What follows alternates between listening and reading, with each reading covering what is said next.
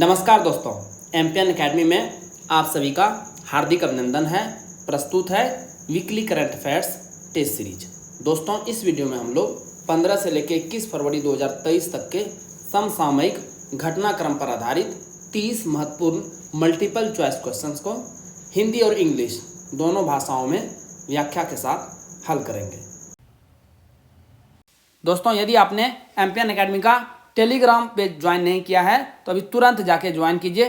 Telegram में search कीजिए MPN academy लिख करके, इस प्रकार से लोगो दिख जाएगा, वहां पर ज्वाइन कर लीजिए। क्या क्या मिलेगा आपको यहाँ पर? इंपॉर्टेंट अपडेट और न्यूज मिलेगी बीपीएससी एग्जाम से संबंधित। फ्री प्लानिंग और स्ट्रेटेजी की पीडीएफ आपको इसी टेलीग्राम पेज पर प्रोवाइड की जाती है।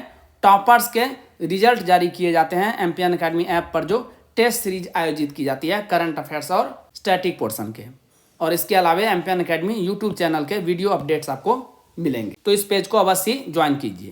पहला प्रश्न है, भारत की G20 अध्यक्षता के तहत पहली G20 सांस्कृति कार्य समूह की बैठक का आयोजन किस शहर में किया गया? Under India G20 presidency the first G20 culture working group meeting was held in which city? The right answer is option number D, Khajuraho. 22 से 25 फरवरी 2023 तक महाराजा छत्रसाल कन्वेंशन सेंटर खजुराहो मध्य प्रदेश में आयोजित G20 कल्चर वर्किंग ग्रुप की बैठक की अध्यक्षता केंद्रीय संस्कृति और पर्यटन मंत्री जी किशन रेड्डी ने की। खजुराहो भारतीय स्थापत्य कला की भव्यता का गौरव है। यह मध्य प्रदेश के बुंदेलखंड क्षेत्र में स्थित एक छोटा सा शहर है जो उत्कृष्ट हिंदू और जैन मंदिरों के लिए प्रसिद्ध है। मध्यकालीन शताब्दी में चंदेल राजवंश द्वारा निर्मित खजुराहो समूह के स्मारकों की यूनेस्को साइट अपनी नागढ़ शैली की वास्तुकला और नायकों और देवताओं की सुंदर मूर्तियों के लिए प्रसिद्ध है। यह शिव, विष्णु और जैन धर्म संरक्षकों को समर्पित अपने मूर्तिकला मंदिरों के लिए भी प्रसिद्ध है। 12वें विश्व हिंदी सम्मेलन का आयोजन किस देश में किया गया? In which country was the 12th world Hindi conference organised? The right answer is option number A, Fiji. इस बार का आयोजन Denarau island convention centre Nadi Fiji में 15 से 17 फरवरी के बीच किया गया। फिजी के राष्ट्रपति विलियम काटो निवेरे और भारत के विदेश मंत्री डॉक्टर एस जयशंकर ने इस सम्मेलन का उद्घाटन किया। सम्मेलन का मुख्य विषय क्या था? हिंदी पारंपरिक ज्ञान से आर्टिफिशियल इंटेलिजेंस। डॉक्टर जयशंकर की यह फिजी की पहली यात्रा थी। विश्व हिंदी सम्मेलनों की परिकल्पना 1973 में राष्ट्रभाषा प्रचार समिति वर्धा द्वारा की गई थी। पहले विश्व हिंदी सम्मेलन का आयोजन 10 से 12 जनवरी 1975 को भारत के किस शहर में किया गया था? Please right in the comment section. पिछला जो सम्मेलन हुआ था 11वां, वह मॉरिशस में आयोजित किया गया था 2018 में। किस संस्था द्वारा शुरू किए गए जल जन अभियान का उद्घाटन राजस्थान में किया गया है? Jal Jan Abhiyan started by which organisation has been inaugurated in Rajasthan? The right answer is option number B, Brahma Kumaris. प्रधानमंत्री नरेंद्र मोदी ने राजस्थान के सिरोही जिले के आबू रोड में जल जीवन अभियान का वर्चुअल उद्घाटन किया। इस अभियान का मुख्य उद्देश्य वाटर हार्वेस्टिंग के साथ पेड़ लगाने और जल संरक्षण के लिए लोगों को प्रेरित करना है। यह एक जन जागरूकता अभियान है जिसमें ब्रह्म कुमारी संस्थान और जल शक्ति मंत्रालय से जुड़े लोग देश भर में 5000 से अधिक जल निकायों के संरक्षण एवं जल निकायों के निर्माण के लिए 8 महीने तक जागरूकता अभियान चलाएंगे। उत्तरी सीमा पर आवश्यक बुनियादी ढांचे के विकास के लिए शुरू किए गए वाइब्रेंट विलेज प्रोग्राम के तहत 4 वर्ष में कुल कितने रुपये खर्च किए जाएंगे? How much rupees will be spent in 4 years under the vibrant village programme launched for the development of essential infrastructure on the northern border? The right answer is option number C, 4800 crore रुपये। इस आवंटन में से 2500 करोड़ रुपये के fund का इस्तेमाल सड़कों के निर्माण के लिए किया जाएगा। यह एक केंद्रीय वित्त पोषित कार्यक्रम है जिसकी घोषणा केंद्रीय बजट 2022-23 और ये कब तक चलेगा? 2025-26 तक, यानी कुल 4 वर्ष तक में की गई। इसमें हिमाचल प्रदेश, उत्तराखंड, अरुणाचल प्रदेश, सिक्किम और लद्दाख के सीमावर्ती क्षेत्र शामिल होंगे। इसके तहत 2963 गांवों को कवर किया जाएगा, जिसमें से 663 को पहले चरण में कवर किया जाएगा। जिन स्टूडेंट्स को 69वीं बीपीएससी प्रीलिम्स एग्जाम के लिए करंट अफेयर्स का पीडीएफ चाहिए, उसके बारे में जानकारी यहाँ पर दी जा रही है। लेकिन आइए सबसे पहले यह जानते हैं कि एमपीएन एकेडमी का पीडीएफ ही क्यों, क्योंकि दोस्तों हमने करके दिखाया है। आइए पिछले 4 साल और 5 एग्जाम्स की परफॉर्मेंस आपको दिखाते हैं। 66वीं बीपीएससी प्रीलिम्स का एग्जाम 2020 में हुआ था। कुल प्रश्न एमपीएन एकेडमी पीडीएफ से टैली हुआ है 36। बिहार एसआई प्रारंभिक परीक्षा 2021, क्योंकि 2021 में बीपीएससी का कोई एग्जाम हुआ ही नहीं कोविड के कारण से, तो जो सेकेंड बेस्ट एग्जाम हुआ है वो हमने लिया है। उसमें शिफ्ट 1 और शिफ्ट 2 दोनों मिला करके 31 प्रश्न टैली हुए हैं। 67वीं बीपीएससी प्रारंभिक परीक्षा 2022 में एक बार तो कैंसिल हो गया था और फिर उसके बाद री एग्जाम हुआ, दोनों मिला करके 59 प्रश्न टैली हुए हैं। बीपीएससी सीडीपीओ प्रारंभिक परीक्षा 2022 में ही 30 प्रश्न टैली हुआ है एमपीएन एकेडमी पीडीएफ से। और अभी हाल ही में 68वीं बीपीएससी प्रारंभिक परीक्षा 2023 में हुआ है और इस बार के प्रश्न बहुत ही हार्ड थे। यहाँ भी प्रश्न टैली हुआ है 23। तो दोस्तों आपने देखा 4 साल 5 exams, consistency at its best. MPN academy दोस्तों कंसिस्टेंसी के लिए जाना जाता है। कुल मिला करके MPN academy current affairs PDF से इन 5 एग्जाम्स में 217 प्रश्न पूछे गए थे करंट अफेयर्स से संबंधित और 179 क्वेश्चंस टैली हुआ है एमपीएन एकेडमी पीडीएफ से। तो परफॉर्मेंस क्या रहा 82.49% and that is MPN academy for you. दोस्तों इन सभी एग्जाम्स में पूछे गए करंट अफेयर्स जो कि एमपीएन एकेडमी से टैली हुए हैं, इस सभी की वीडियो आपको इस यूट्यूब चैनल पर मिल जाएगी और हमारे एमपीएन एकेडमी के टेलीग्राम पेज पर भी वीडियो का लिंक आपको मिल जाएगा। आपको इन सभी वीडियोस को देखना चाहिए क्योंकि इससे आपको पता चलेगा कि किस प्रकार से प्रश्न बीपीएससी प्रीलिम्स एग्जाम्स में पूछे जाते हैं और एमपीएन एकेडमी का इस्तेमाल आप लोग इसे क्रैक करने में कैसे कर सकते हैं। आइए अब बात करते हैं कि 69वीं BPSC prelims exam current affairs PDF जो एमपीएन एकेडमी द्वारा जारी की जाती है क्या क्या आपको मिलेगा और किस प्रकार से आप साल भर के करंट अफेयर्स को सिस्टमेटिक तरीके से केवल 18 घंटे में रिवाइज कर सकते हैं एक बार। सबसे पहला टाइप जो कंटेंट मिलेगा वो मिलेगा वीकली करंट एमसीक्यूज नेशनल और इंटरनेशनल। साल भर में कुल 50 पीडीएफ के लगभग रहेंगे। इसमें बजट और इकोनॉमिक सर्वे भी इंक्लूड रहेगा। एक पीडीएफ को रिवाइज करने में 6 मिनट का समय लगेगा, तो 300 मिनट यानी 5 घंटे में आप साल भर के वीकली करंट एमसीक्यूज को एक बार रिवाइज कर सकते हैं। सेकेंड टाइप का कंटेंट है monthly current affairs short notes national और इंटरनेशनल का 12 महीने का 12 पीडीएफ। एक पीडीएफ को रिवाइज करने में आपको 30 मिनट का समय लगेगा, तो कुल 6 घंटे में इसे भी आप साल भर के कंटेंट को समाप्त कर सकते हैं। बिहार मंथली करंट अफेयर्स, इसकी आपको एमसीक्यूज और शॉर्ट नोट्स दोनों एक ही पीडीएफ में अवेलेबल कराई गई है। 14 पीडीएफ रहेगा, 12 महीने का 12 पीडीएफ, उसके बाद इकोनॉमिक सर्वे और बजट। एक पीडीएफ को रिवाइज करने में लगभग 30 मिनट का समय लगेगा, तो कुल 7 घंटे में इसे भी आप समाप्त कर लेंगे। इसके अलावा आपको golden current affairs app based revision test series भी प्रोवाइड किया जा रहा है। इससे आप अपना खुद का इवेल्युएशन यानी मूल्यांकन कर सकते हैं कि आपकी तैयारी कैसी चल रही है। दोस्तों करंट अफेयर्स में तो एमपीएन एकेडमी का कोई जोड़ ही नहीं है मार्केट में। MPN is champion in current affairs. इसके अलावा दोस्तों हमने diamond static GK test series launch किया हुआ है। इसमें आपको अल्ट्रा इंपॉर्टेंट 3000 एमसीक्यूज मिलेंगे विद एक्सप्लेनेशन और जो पूरा टेस्ट सीरीज है वो 25 भाग में डिवाइडेड है, यानी 25 सेट मिलेंगे आपको और एक सेट में 120 प्रश्न रहेंगे। हिस्ट्री से 30 प्रश्न, साइंस से 30 प्रश्न एक सेट में, बिहार से 20 प्रश्न, इकोनॉमी से 10 प्रश्न, पॉलिटी से 10 प्रश्न, ज्योग्राफी से 10 प्रश्न और मैथ और रीजनिंग के भी 10 प्रश्न आपको मिलेंगे। मैथ और रीजनिंग को छोड़ करके आपको सभी का एक्सप्लेनेशन मिल जाएगा। और पिछले साल की परफॉर्मेंस इसमें भी शानदार रही है। 25 सेट हैं दोस्तों और 24 प्रश्न टैली हुआ है, यानी हर एक टेस्ट से लगभग एक प्रश्न टैली हुआ है और एक टेस्ट को सॉल्व करने के लिए आपको 90 मिनट्स का समय दिया जाता है। आप टेस्ट को सॉल्व कीजिए और रिजल्ट तुरंत आप चेक कर सकते हैं कि आपका कितना मार्क्स आया है। दोस्तों ये पीडीएफ और टेस्ट सीरीज आपको मिलेगा कैसे? यदि आपने एमपीएन एकेडमी ऐप डाउनलोड नहीं किया है, टाइप कीजिए एमपीएन एकेडमी और इस प्रकार से एमपीएन एकेडमी का ऐप है उसे इंस्टॉल कीजिए। ओटीपी के साथ आप लॉगिन कर लेंगे।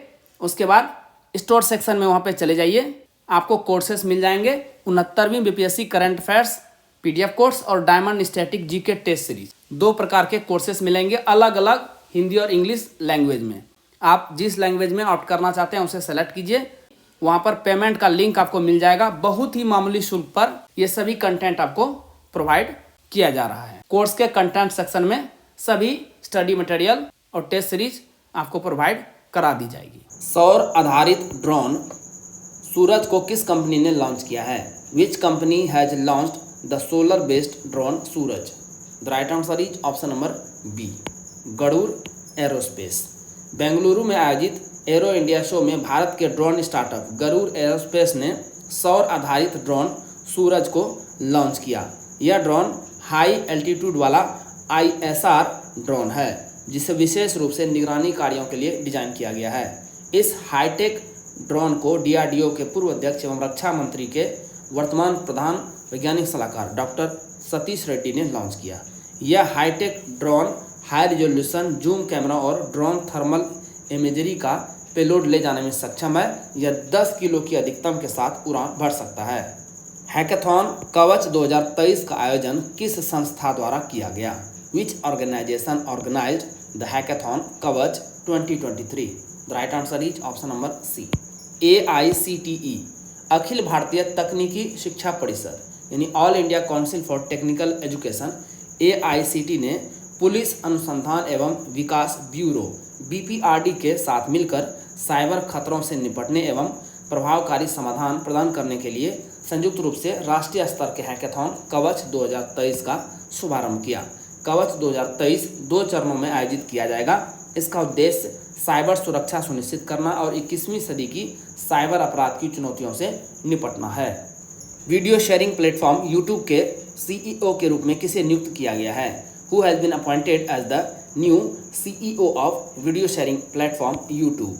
The right answer is option number B, Neel Mohan. भारतवंशी नील मोहन ने गूगल, जो कि अब अल्फ़ाबेट हो गया है, के स्वामित्व वाले यूट्यूब के नए CEO बन गए हैं। इन्होंने सुजान वोजिकी का स्थान लिया है।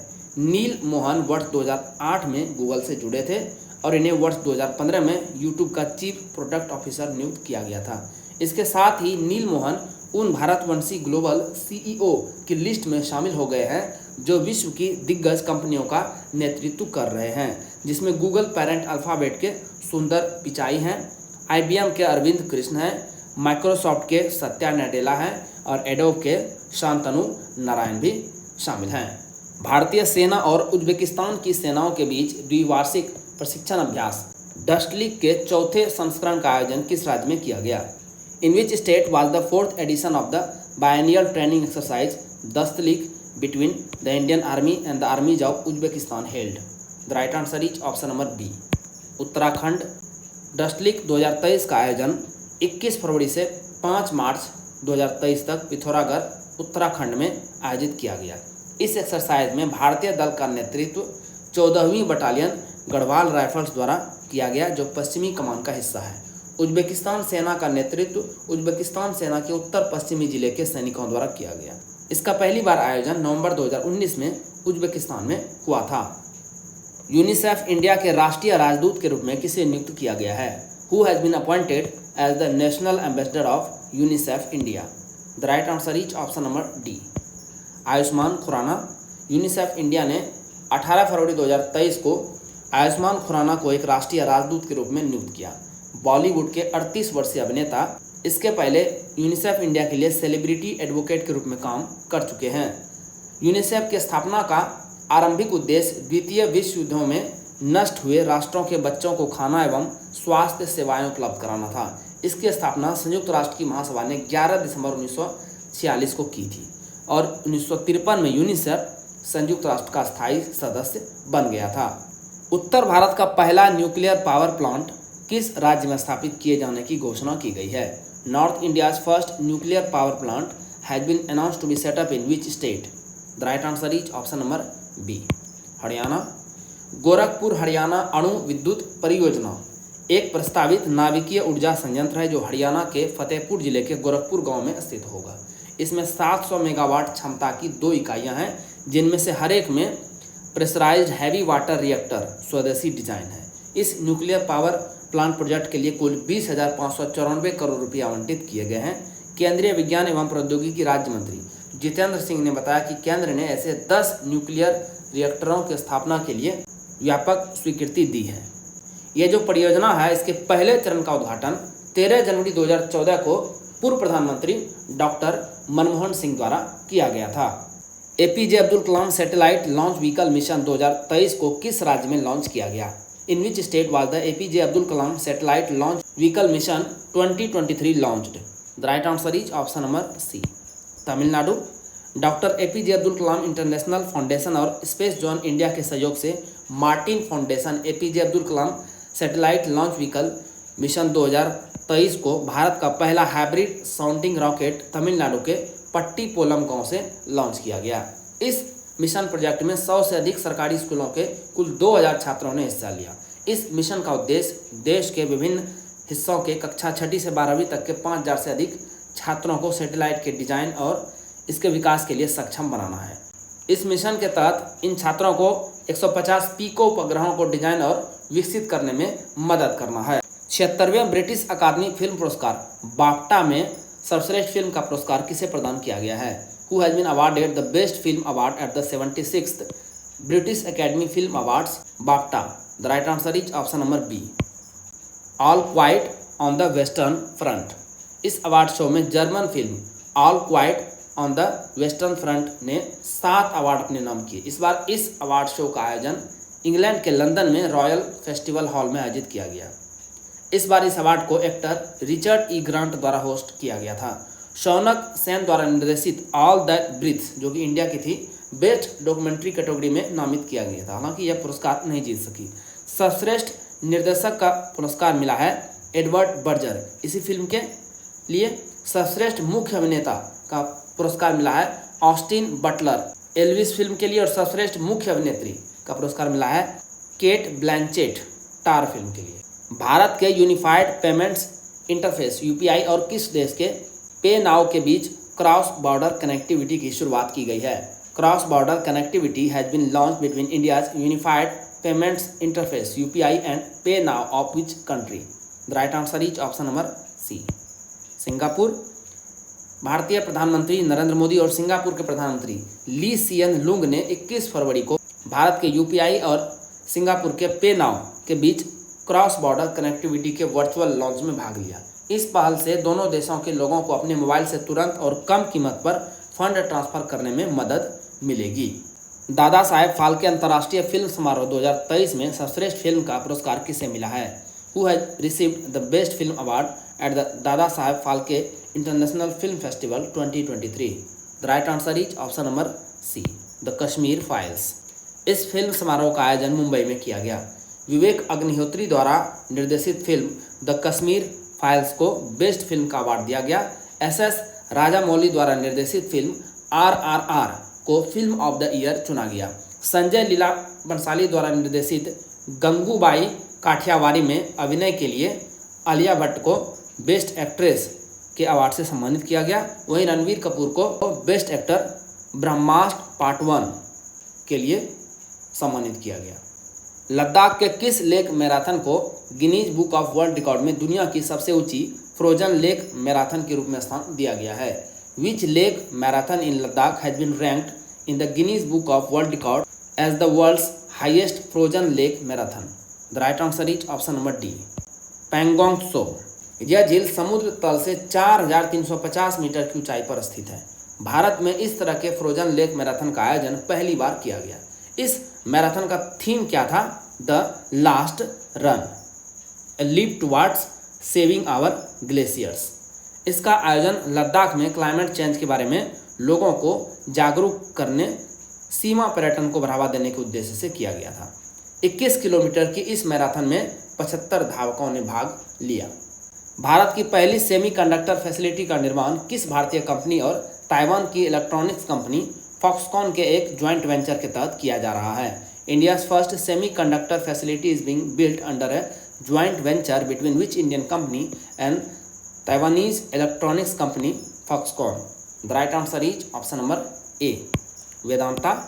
सेमीकंडक्टर के निर्माण के लिए भारत का पहला प्लांट अहमदाबाद गुजरात शहर के पास स्थित धोलेरा में स्थापित किया जा रहा है। अनिल अग्रवाल के स्वामित्व वाली वेदांता और बिहेमोथ फॉक्सकॉन ने सितंबर 2022 में गुजरात सरकार के साथ सेमीकंडक्टर बनाने और विनिर्माण सुविधा के लिए 1,54,000 करोड़ रुपये के समझौते पर हस्ताक्षर किया था।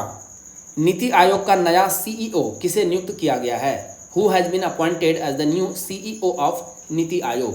The right answer is option number D, BVR Subrahmanyam. यह नीति आयोग के चौथे सीईओ बने हैं।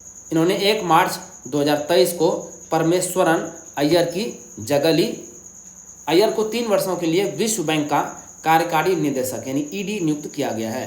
छत्तीसगढ़ कैडर के वर्ष 1987 बैच के IAS अधिकारी सुब्रमण्यम आंध्र प्रदेश के रहने वाले हैं।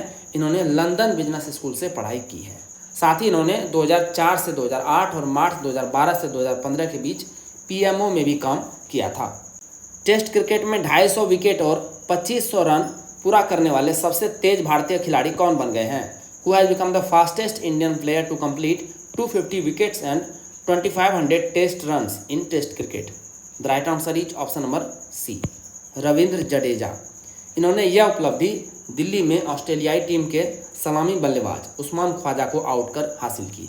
यह दुनिया के सिर्फ दूसरे खिलाड़ी हैं जिन्होंने यह रिकॉर्ड बनाया है। इनसे पहले इंग्लैंड के इयान बॉथम ने 55 टेस्ट में 250 विकेट और 2500 रन बनाए थे। इसी के साथ जडेजा भारत की तरफ से सबसे ज़्यादा टेस्ट विकेट लेने वाले 8वें गेंदबाज हैं। आप कमेंट बॉक्स में लिखिए कि सबसे ज़्यादा विकेट किस बॉलर के नाम है भारत की तरफ से टेस्ट क्रिकेट में। T20 इंटरनेशनल फॉर्मेट में विश्व क्रिकेट में सबसे अधिक मैच खेलने वाली खिलाड़ी कौन बन गई हैं? Who has become the most capped player in world cricket in T20 international format? The right answer is option number D, Harmanpreet Kaur. महिला T20 विश्व कप 2023 में इंग्लैंड के खिलाफ मैच हरमनप्रीत का 149वां T20 इंटरनेशनल मैच था। इन्होंने भारतीय पुरुष कप्तान रोहित शर्मा को पीछे छोड़ दिया है, जिन्होंने 148 T20 इंटरनेशनल मैच खेले हैं। हरमनप्रीत के कुल मिलाकर के वर्तमान में 151 T20 इंटरनेशनल मैच हो गए हैं, यानी 150 T20 इंटरनेशनल फॉर्मेट खेलने वाली पहली खिलाड़ी भी ये बन गई हैं। इस लिस्ट में न्यूजीलैंड की Suzie Bates 143 T20 international match के साथ तीसरे नंबर पर है। T20 वर्ल्ड कप की बात करें तो ऑस्ट्रेलिया की महिला खिलाड़ी एलिस पैरी ने सबसे अधिक मैच खेलने का रिकॉर्ड तोड़ दिया है। रोहित शर्मा के नाम 39 T20 इंटरनेशनल मैच था। एलिस पेरी ने रोहित को पीछे छोड़ते हुए अपना 40वां T20 वर्ल्ड कप मैच खेला। सबसे तेज 25,000 इंटरनेशनल रन बनाने वाले क्रिकेटर कौन बन गए हैं? Who has become the fastest cricketer to score 25,000 international runs? The right answer is option number B, Virat Kohli.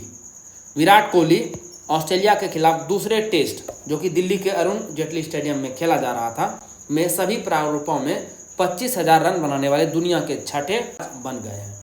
Kohli ने यह उपलब्धि 549 इंटरनेशनल पारियों में हासिल की। इन्होंने किनका रिकॉर्ड तोड़ा है? सचिन तेंदुलकर का रिकॉर्ड तोड़ा है, जिन्होंने 25,000 अंतर्राष्ट्रीय रनों का मुकाम 577 पारियों में हासिल किया था।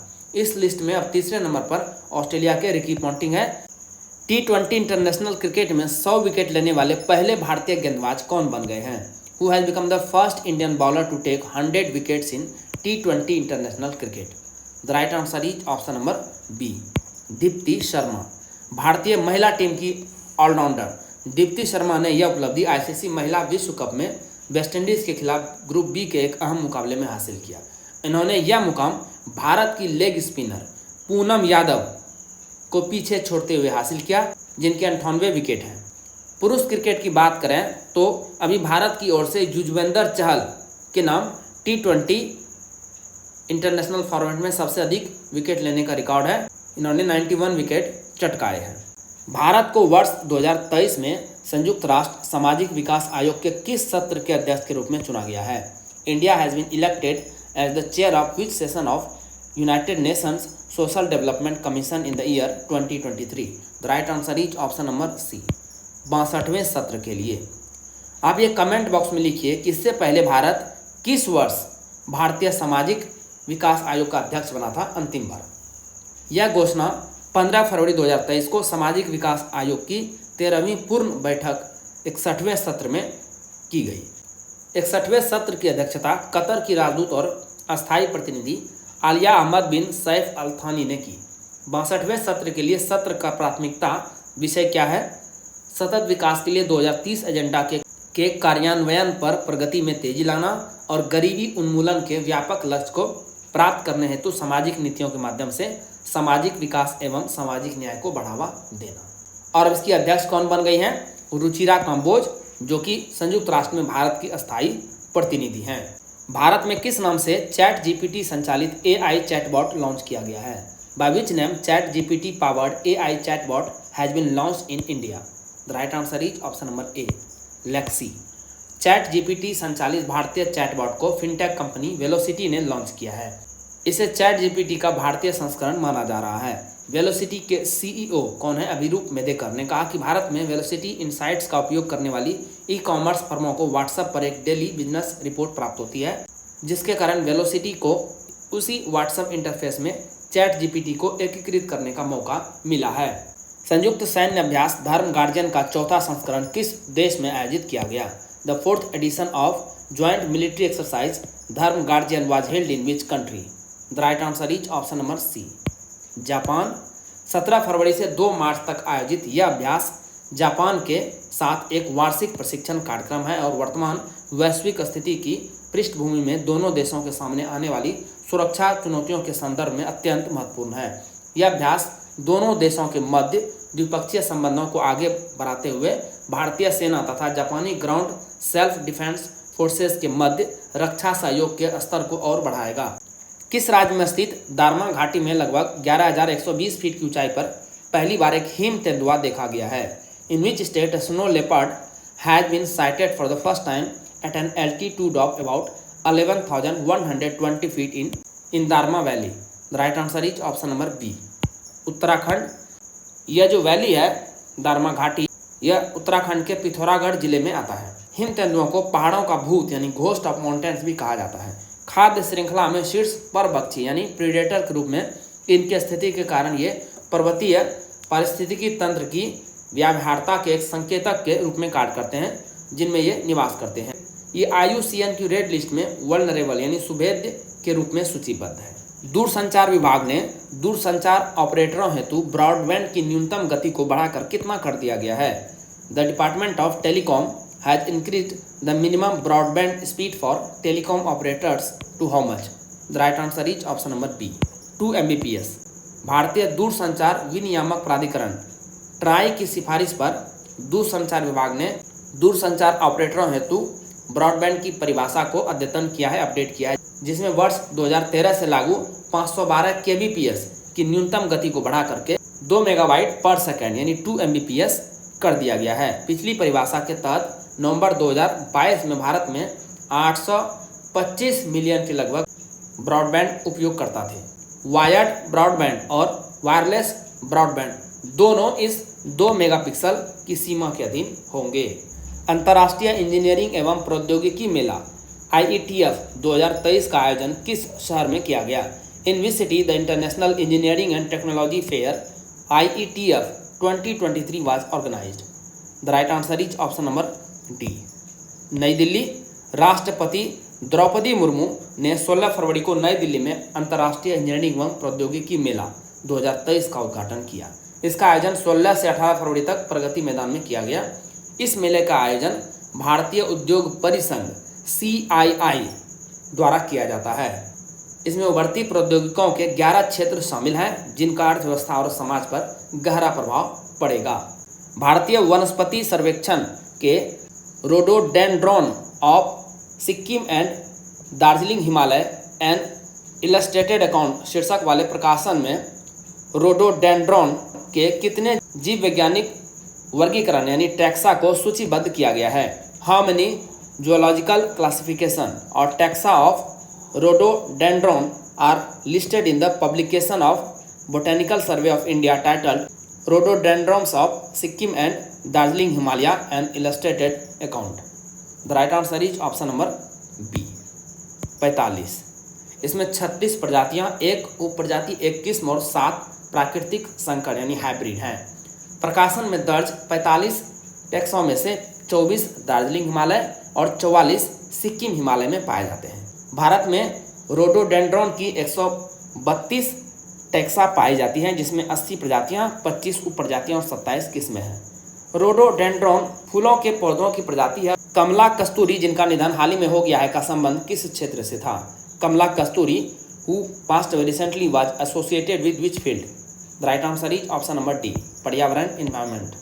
यह एक पर्यावरणविद थी जिन्होंने पर्यावरण संरक्षण में अहम योगदान दिया और ये पर्यावरण सोसाइटी चेन्नई की संस्थापक भी थी।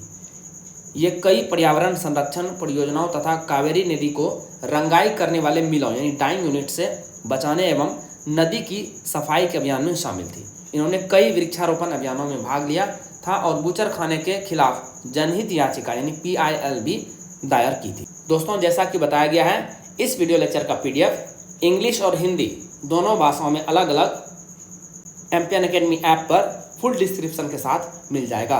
इन PDF के सारे आप इस आधे घंटे के वीडियो लेक्चर को आसानी से 5 से 6 मिनट में रिवाइज कर पाएंगे, जिससे आपका बहुत सारा समय बचेगा, जिसे आप स्टैटिक पोर्शन पर लगा सकते हैं और अपने टाइम का बेहतर इस्तेमाल कर सकते हैं। दोस्तों, एम्पियन एकेडमी ऐप का लिंक आपको इस वीडियो के डिस्क्रिप्शन और पिन्ड कमेंट सेक्शन में भी मिल जाएगा। चलिए अंतिम प्रश्न को हल करते हैं।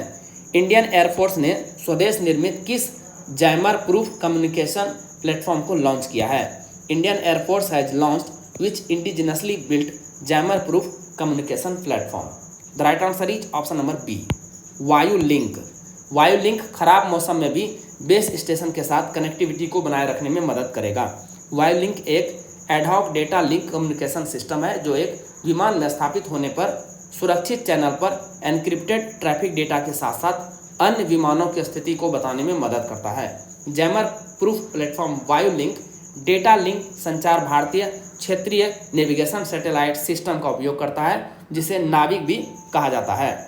दोस्तों, इसी के साथ साप्ताहिक करंट अफेयर्स टेस्ट सीरीज के इस संस्करण को समाप्त करने की आपसे इजाज़त चाहूँगा।